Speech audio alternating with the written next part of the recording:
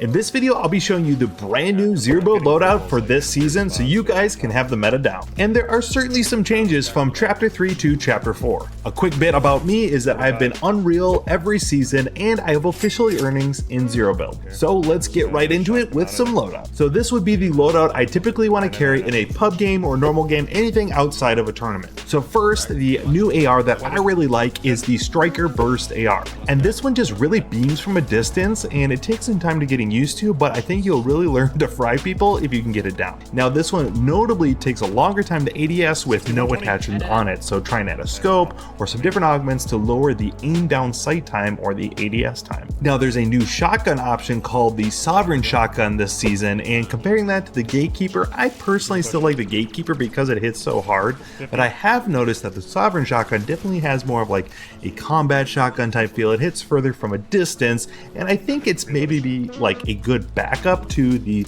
Gatekeeper when you can't find. Now in terms of utility, this is where the new season is certainly different. Now this video is being recorded post some nerfs to some of the new items, but some of them still probably have a place in your inventory in normal games.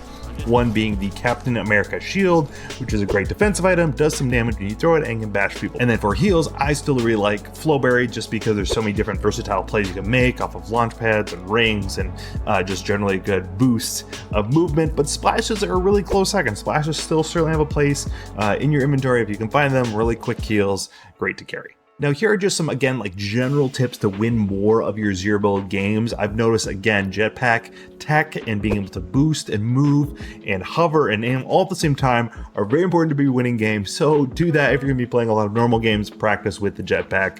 I think it's probably in the game to stay at this point. I've also seen that using a car is really great this season. Cars were obviously overpowered last season, but this season it seems that a lot of people like to use a car to get around the map. It's not something that I really want to do, but in replacement of nitro being removed from the game, you just feel kind of slow in normal games, and not having that maneuverability is really difficult. So getting in a car is great. It obviously protects you, can move around the map a lot easier. It's just something that I personally don't like doing because I want to build good habits for my tournament games. But since our goal here is to win more pub games, use it and win some more. Okay, now let's talk about loadout for zero build tournament games specifically. So again, the Striker Burst AR is going to be your #1 option. Aside from that, I think the ARs are kind of just all about the same. None really feel like they have a place here. I would consider the Striker Burst as your #1 option, but get used to all of them because they're kind of hard to find, or at least one with good attachment. And then 2, I would carry the Gatekeeper or the Sovereign. Again, personal preference. I still like the Gatekeeper.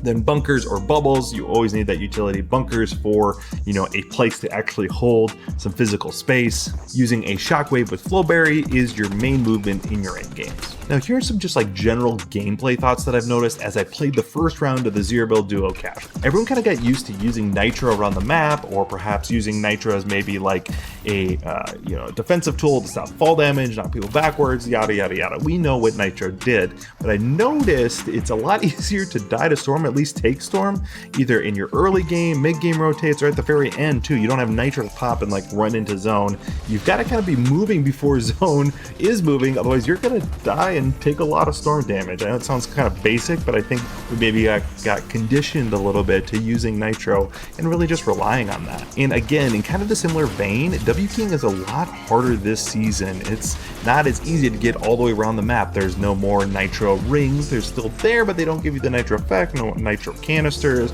or just nitro to pop. You could kind of W key everywhere last season and drop really high elimination games, but this season it's a lot slower pace. You really only have, you know, kind of your basic movement items. So that combined with then only eliminations being worth 1 point, at least in duo cash cups, it's a lot perhaps slower pace, a lot more people ratting. You're not going to get 30 elimination, 20 elimination, multiple games like that. And honestly, the point system is geared a lot more towards place. One specific mechanic I really want to talk about and make sure that you're aware and something that you can use is with the scan medallion. You can drop it to your teammate and it will rescan the area. Now you can't just juggle it back and forth and continually scan everything the whole game. There's a bit of a cooldown on it, but if one of you has it and you're suspecting maybe another team's nearby, you can drop that medallion, your teammate will instantly scan, then you can see where they are.